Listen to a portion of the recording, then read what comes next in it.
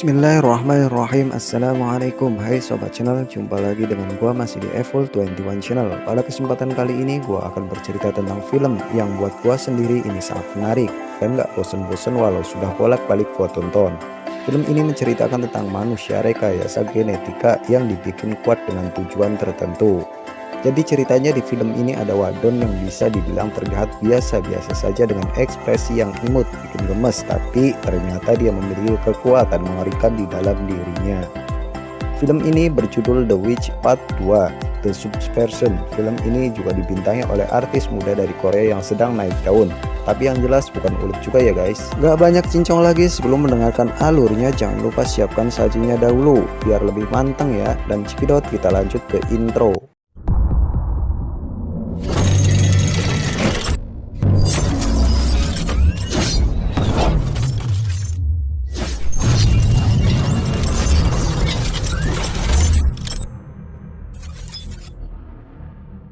Di awal film terlihat ada wanita setengah tua. Dia dipanggil dokter baik, tapi namanya saja dokter baik, nyatanya dia tidak baik. Dia masuk ke sebuah rumah sakit yang acak-acakan, menemui anak buahnya yang sedang memukuli orang. Di lain tempat terlihat anak cewek yang sedang lari-larian dikejar banyak orang. Dia terus berlari sambil ketakutan dan terluka. Kemudian salah satu anak berhasil ditangkap, tapi itu bukan bocah cewek tadi, tapi bocah cowok. Lalu ia ditunjukkan ke dokter baik, kemudian si bocah disuruh dibawa pergi. Di situ ada pria bernama Mr. Choi yang melaporkan dia gagal menangkap bocah cewek tadi, dan dokter baik menyuruh tetap mencari dia. Menurut dia, santai saja karena bocah itu masih 8 tahun, paling dulutan dimakan macan. Pertanyaannya, ada apa dengan bocah kecil itu sampai-sampai diburu? Terlihat pria sedang memberi makan ternak. Dia melihat bocah cewek tadi dengan kondisi sedang pingsan. Dia pun panik, lalu si bocah dibawa ke rumah dan diobati. Serta dokter mengatakan dia akan lupa nama dan umurnya. 10 tahun berlalu, bocah kecil tadi sudah besar. Dia bernama Koo Jae-yoon. Dia diperankan oleh Kim Da-mi. Dia terlihat membawa pulang pakan ternak ayam. Ternyata pria yang menemukan dia itu enggak punya anak dan mengangkat dia sebagai anak angkat. Sedangkan ibunya mengidap sakit awal Alzheimer atau lenglot. Malam harinya, ayah Jae-yoon mengatakan akan menjual sebagian ternak karena sedang butuh uang untuk berobat. Tapi Jae-yoon melarangnya karena harga ternak lagi turun, nanti akan rugi banyak. Di bahu Jae-yoon ada nomor seri misterius, kira-kira itu apa? Semua akan jelas kalau sobat tonton hingga selesai. Saat itu tiba-tiba kepalanya kesakitan luar biasa, tapi tiba-tiba juga hilang. Di kamar ia selalu mencari informasi tentang penyakit Alzheimer, tempat penyembuhannya dan lain-lain. Jae-yoon juga punya sepupu bernama Myung-hae. Karena selalu berangkat sekolah bersama-sama, di dalam bis dia menunjukkan ada audisi kompetensi nyanyi. Dia menyuruh Jae-yoon untuk ikut karena hadiahnya $500. Itu lumayan buat bantu ternak ayah dan pengobatan ibunya. Awalnya ragu tapi dipaksa akhirnya mau. Dia pun ikut audisi dan lolos. Mereka senang. Singkatnya Jae-yoon sudah ikut kompetisi itu. Kemudian ditonton bersama-sama di rumah. Di situ juga ada Myung-hae. Dia biasa menginap di rumah Jae-yoon. Orang tua Jae-yoon melihat itu bangga. Tapi di kompetisi saat Jae-yoon disuruh menunjukkan bakat lain yang ia miliki, orang tuanya khawatir dan cemas karena Jae-yoon menunjukkan sihir. Dan mereka meyakinkan nggak akan terjadi apa-apa, tenang saja. Jae-yoon juga meyakinkan ayah ibunya nggak akan terjadi apa-apa. Dia akan berhati-hati. Di kamar, Myung-hae udah ngorok duluan. Jae-yoon mendekat dan melihat foto masa kecilnya. Saat itu tiba-tiba kepalanya sakit luar biasa. Sedangkan di hutan ada Mr. Choi yang sedang mengawasi rumah Jae-yoon. Ternyata ia sudah tahu keberadaan Jae-yoon. Ia masih merintih kesakitan sampai nangis. Sakitnya luar biasa, kemudian tiba-tiba hilang. Siang harinya mereka berdua lari dengan semangat masuk kereta menuju tempat kompetisi untuk babak selanjutnya. Di dalam kereta mereka ngobrol tentang kompetisi dan bercandaria sambil makan telur rebus. Tapi di situ ada pria yang sedang duduk sambil baca majalah. Di kursi depan si pria ketawa melihat mereka. Dia itu sebenarnya nggak punya nama, dia menggunakan panggilan nomor seri yang seperti di pundak Jae-yoon tadi. Tapi dia bisa disebut juga Nobelman. Diperankan oleh Cho Woo-sik. Jayun bingung melihatnya, sedang Myung-hee cengir-cengir saja sebab dia itu ganteng. Kemudian dia mulai SKSD, sok kenal, sok deket, seperti pernah bertemu. Tapi Jayun kebingungan, sedangkan Myung-hee mengira dia itu wartawan. Jayun kebingungan, lalu nobleman ingin mencoba mengingatkan. Mereka juga sebenarnya saling kenal, tapi Jayun diem, kebingungan. Nobleman senyum-senyum, dan Jayun seperti disihir. Mereka bertatap-tatapan, tiba-tiba tangan pria itu. Jayun mau nangis, Myung-hee ngomel-ngomel memarahi nobleman, dikira pria cabul. Kemudian dia mengucapkan sampai jumpa lagi dan dia pun pergi. Saat berjalan, dia disenggol oleh pria yang sedang menelpon. Dia nggak terima, dia mendekat, mau menampar, tapi tangannya ditangkap, lalu diremas. Kepalanya dipegang, lalu dipatahkan lehernya sampai modar alias koit. Mayat pria tadi dibawa seperti membawa boneka dengan ekspresi slow and slow, lalu dibuang keluar kereta. Siapa sebenarnya nobleman itu? Singkat cerita, mereka berdua sampai di studio kompetisi bernyanyi dan duduk ketawa ketiwi. Saat itu dokter baik rupanya melihat Jayun di TV. Dia senang karena bocah yang dulu dicari sekarang sudah ketemu. Kemudian mereka berdua keluar studio dengan perasaan senang karena Jayun lolos ke perempat final. Tapi saat keluar dia kembali sakit kepala. Lalu ke toilet merintih kesakitan. Ternyata sebelumnya ia pernah periksa dokter. Dokter mengatakan usia Jayun hanya bisa bertahan 1 bulan paling lama 2-3 bulan. Dan dokter menyarankan agar segera transplantasi sumsum tulang orang tua kandung karena itu jalan utama penyembuhannya. Tapi masalahnya dia nggak tahu orang tua kandungnya itu siapa. Kembali lagi ke toilet, Jayun masih merintih kesakitan sampai mimisan. Myung-hee datang mencarinya. Mereka pun pergi di luar studio. Mereka menunggu taksi ke stasiun. Tapi tiba-tiba ada mobil hitam datang. Mereka adalah anak buahnya dokter baik yang datang untuk menjemput. Mereka mengaku agensi acara Jayun, diajak masuk tapi ia menolak karena gelagat mereka yang aneh. Lalu taksi datang, mereka pun bergegas masuk ke taksi dan pergi meninggalkan orang itu. Dia pun pulang naik kereta. Singkat cerita, mereka sampai di kampung, sedang menunggu bis yang gak datang-datang. Myung-hee lalu menelpon ayahnya seorang polisi, meminta untuk datang dan menjemput mereka. Saat Jayun di pinggir jalan sendirian ada mobil datang, ternyata itu nobleman. Ia mengatakan di belakang ada bis yang bannya bocor. Tentu saja itu ulahnya, kemudian mengajaknya ikut bersama. Tapi dia nggak peduli, bodoh amat. Lalu dia menyinggung orang tuanya yang sudah tua yang sebentar lagi meninggal, ucapnya. Kemudian dia pun pergi. Mendengar itu pun Jayun langsung pulang. Sambil lari ia menyuruh Myung-hee untuk menelpon ayahnya, menyuruh ke rumah. Karena ia khawatir tentang orang tuanya. Ayahnya pun langsung putar balik menuju rumah Jayun. Nobleman sudah sampai di depan rumah Jayun. Ia bersama teman ceweknya yang sejenis dengan dia. Mereka yang akan masuk ke dalam. Tapi polisi datang. Ayahnya Myung-hee tadi bernama Oh Sir-do. Oh Sir-do lalu menanyakan identitas semua orang di dalam mobil. Jayun dan Myung-hee pulang naik taksi. Mereka melihat mobil polisi tapi nggak ada orang. Jayun pun panik. Ia mencoba melihat dengan kekuatan pikirannya tapi nggak bisa. Mereka berlari ke rumah sambil khawatir takut ada apa-apa. Dan ketika masuk ke dalam, ternyata mereka sedang main kartu bersama. Pada saat mau pulang, Oh Sir-do mengatakan tadi ada orang Amerika mencurigakan datang. Tapi Jayun berpura-pura nggak tahu. Mungkin mereka salah alamat. Di lain tempat, anak buah dokter baik mendatangi seorang profesor. Dia dulunya bekerja sama dengan dokter baik. Mereka diperintahkan untuk melenyapkan profesor itu karena nggak mau gabung lagi dengan dokter baik. Sedangkan di luar nobleman memukuli ajudan profesor sampai tak berdaya. Dan ketika akan ditembak, pistol itu terbang dikendalikan oleh kekuatan dalam nobleman. Lalu pistol itu mengarah ke pria itu dan tempat penelitian profesor juga dibakar. Siang harinya dokter baik bertemu Mr. Choi. Dia disuruh pergi ke Eropa meninggalkan markas dan jangan ikut campur lagi masalah Jayun. Tapi dia menolaknya lalu menemui dokter yang dulu juga pernah bekerja sama dengan dokter baik. Si dokter menyuruh Choi membunuh Jayun lalu ambil otaknya untuk pengobatan Choi. Choi ini tangannya luka infeksi. Obatnya adalah dalam tubuh Jayun. Malam harinya, saat Jayun tidur, kepalanya kembali kesakitan. Sedangkan Myung-hee ke toilet sambil matanya merem.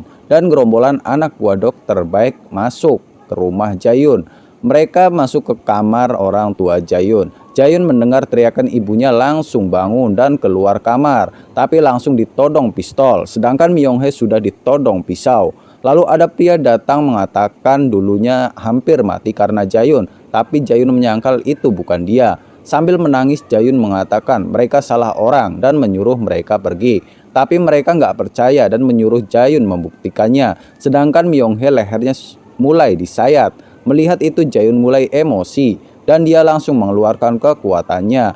Ia mengambil pistol dari mereka lalu menembaki para penjahat itu. Sedangkan pria tadi dipukuli sampai moncrot. Kemudian dia menodongkan pistol dan pria itu masih ngomong kalau cewek itu monster. Harusnya dulu dia dibunuh. Mendengar itu Jayun tambah emosi dan cerot. Si pria ditembak sampai mokat alias mati. Jayun tersadar seperti semula. Melihat dirinya yang sedang memegang pistol dan bersimbah darah pun kaget. Sedangkan Myung-hee ketakutan. Nobleman masuk dan kagum dengan kekuatan Jayun dan mengajak untuk ikut pergi. Kalau nggak mau ikut orang tuanya akan kena masalah. Tapi Jayun masih belum tahu siapa mereka sebenarnya. Lalu dia menunjukkan bekas luka di dahinya akibat perbuatan Jayun dulu. Jayun pun kembali sakit kepala dan sepertinya rada-rada ingat masa lalunya. Nobleman mengajak Jayun ikut agar ingatannya kembali. Dengan terpaksa Jayun mau ikut dan ia berpamitan. Jayun meminta Myung-hee menjaga orang tuanya. Sedangkan Mr. Choi dia menyiapkan pasukan untuk menyerang lab Dr. Baek di tempat penelitiannya. Kemudian Jayun sampai di lab penelitian lalu Dr. Baek sudah bersiap menjalankan rencana.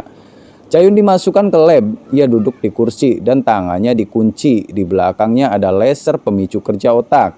Pas di depan Jayun. Kenapa dia dibawa ke tempat aneh? Salah apa dia? Dokter Baek menyuruhkan menyuntikkan serum biru. Jayun dipaksa dan di lehernya pun disuntik. Kemudian ia langsung ingat masa lalunya. Alkisah, Dokter Baek itu dulu adalah seorang spesialis otak terbaik yang mengeluarkan eksperimen rekayasa genetika otak. Tujuannya adalah untuk menciptakan manusia baru dengan kekuatan yang hebat. Caranya itu mengumpulkan banyak bocah sebagai kelinci percobaan. Dan dari sekian banyak bocah yang dicoba, hanya Jayun yang paling mendekati sempurna hasilnya. Ia memiliki kekuatan super bisa menerbangkan benda.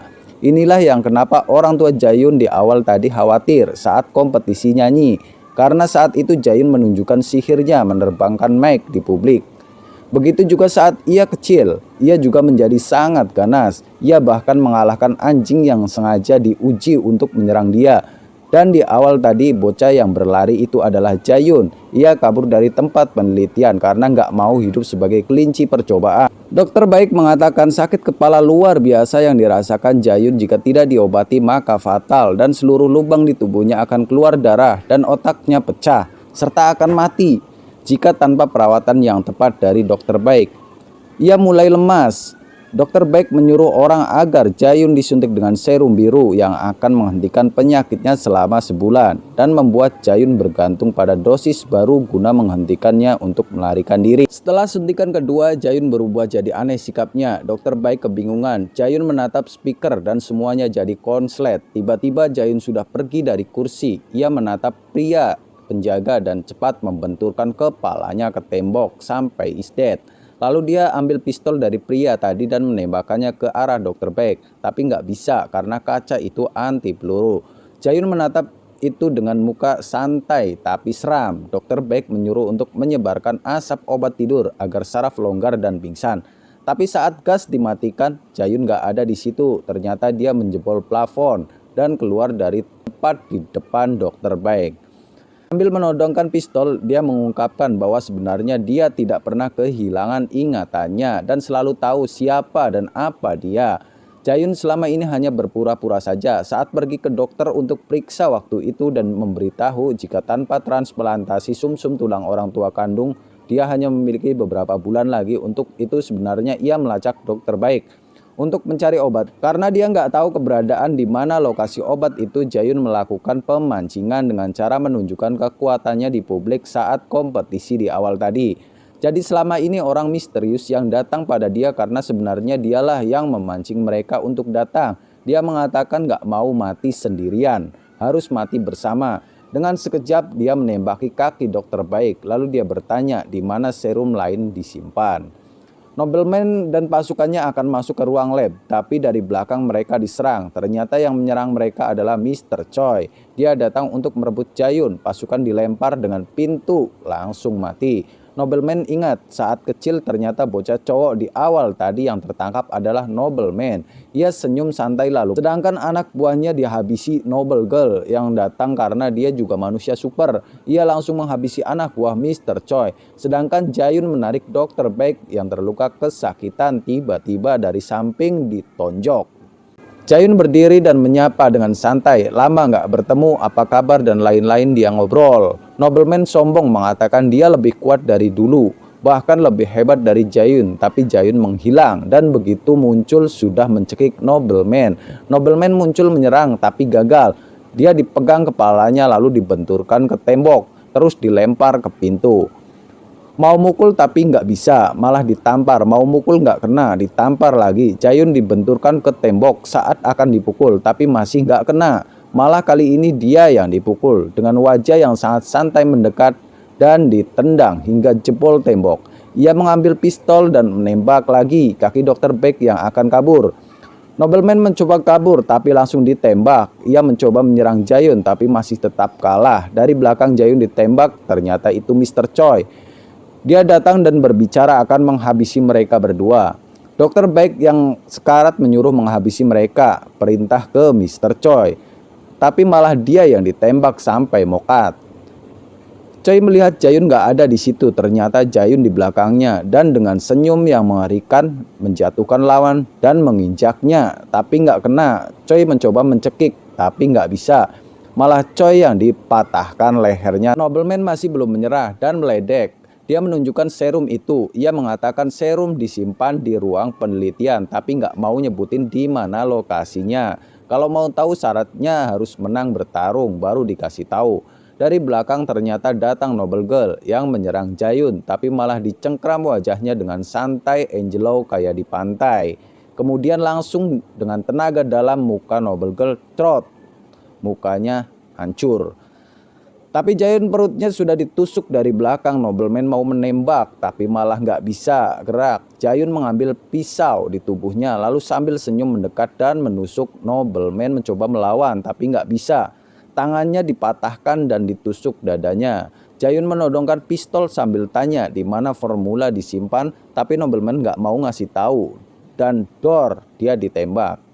Jae-yoon berhasil mendapatkan serum itu lalu pergi meninggalkan semua kekacauan itu. Dia pulang naik mobil dan gedung lab dibakar. Di rumahnya banyak polisi sedang mengevakuasi mayat. Lalu dia pergi menemui ibu angkatnya yang dibawa ke rumah sakit. Jae-yoon memberikan serum itu untuk penyembuhan ibunya karena serum itu juga bisa mengobati Alzheimer. Ayahnya mengatakan apakah kau tidak butuh serum itu, tapi Jae-yoon sudah ambil 2 serum dan pamit pergi, tapi nanti akan kembali setelah semuanya selesai. Saat mau pergi ayahnya cerita, waktu dulu saat dia kecil mereka takut karena ternak pada mati, mengira Jae-yoon adalah penyihir. Ayahnya ingin mengusir Jae-yoon, tapi ibunya nggak boleh karena masih kecil, nanti kalau sudah besar pasti akan jadi anak yang baik. Lalu Jae-yoon dibolehkan pergi dan dia sudah pergi. Myung-hae menunggu Jae-yoon. Dia mencari Jae-yoon. Seketika sudah ada di luar. Jae-yoon melambaikan tangan, salam perpisahan. Dia pergi sendirian. 3 bulan berlalu ada seorang wanita. Ternyata dia adalah kembarannya Dr. Baek. Dan di situ juga ada Jae-yoon. Jae-yoon sudah mendapatkan banyak serum dan tujuannya datang ke situ adalah ingin mendapatkan obat yang permanen untuk penyakitnya itu, yaitu mencari orang tua kandungnya. Tidak apa-apa, ibu baik-baik saja. Ini menjadi pertanyaan apakah dia anaknya atau salah satu eksperimen dari Dr. Baek juga. Atau dia temannya Jae-yoon, yang nggak tahu. Karena film ini masih ada season 2-nya yang akan rilis. Rencana rilisnya di tahun 2021. Apakah season 2 nanti akan diceritakan Jae-yoon mencari keluarga kandungnya? Dia berusaha mencari obat permanen untuk menyembuhkan dirinya hingga endingnya bahagia, atau dia malah menjadi manusia yang mampu menggunakan 100% otaknya. Lihat saja nanti, kita tunggu di tahun 2021. Untuk apresiasinya jangan lupa subscribe, like, komen, dan share. Oke, sampai jumpa lagi di next video. Akhir kalam, wassalamualaikum.